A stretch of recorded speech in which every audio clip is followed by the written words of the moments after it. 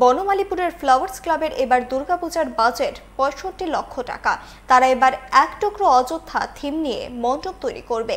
বুধবার ফ্লাওয়ার্স ক্লাবের খুঁটি পূজা আনুষ্ঠানিকভাবে সম্পন্ন হয়। মঠচৌমুহনী স্থিত ক্লাব প্রাঙ্গণে এই উপলক্ষে উপস্থিত ছিলেন প্রদেশ বিজেপির সভাপতি রাজীব ভট্টাচার্য, মেয়র দীপক মজুমদার। প্রতিমা ও মণ্ডপ তৈরিতে থাকছেন বহিরাজ্যের শিল্পীরা।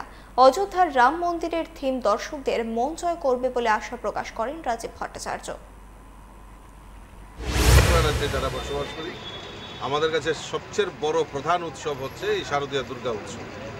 এই শারদীয়া দুর্গা উৎসবকে আরও মুখরিত করার জন্য আমাদের এই মঠচৌমুহনী এলাকায় যে ফ্লাওয়ার্স ক্লাব রয়েছে, সেই ফ্লাওয়ার্স ক্লাব বিভিন্ন সময়ে বিভিন্ন আদলে এবং এটা রাজ্যের মধ্যে নাম করা জাগানো, সারা জাগানো এটা প্যান্ডেল এবং প্রতিমা, আলোকসজ্জা সব নির্মাণ করে থাকে প্রত্যেক বছর।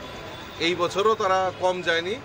এই বছরও তারা আমাদের অযোধ্যায় যে রাম মন্দির স্থাপিত হয়েছে, সেই রাম মন্দিরকে সামনে রেখে এখানে সেই রাম মন্দিরের আদলে প্যান্ডেল তৈরি করা এবং সেখানকার মূর্তিও সেই ভব্য যে রাম মন্দিরের যে মূর্তির প্রতিমার যে অনুকরণে সেই রকম মূর্তি তৈরি করবেন, আলোকসজ্জা করবেন।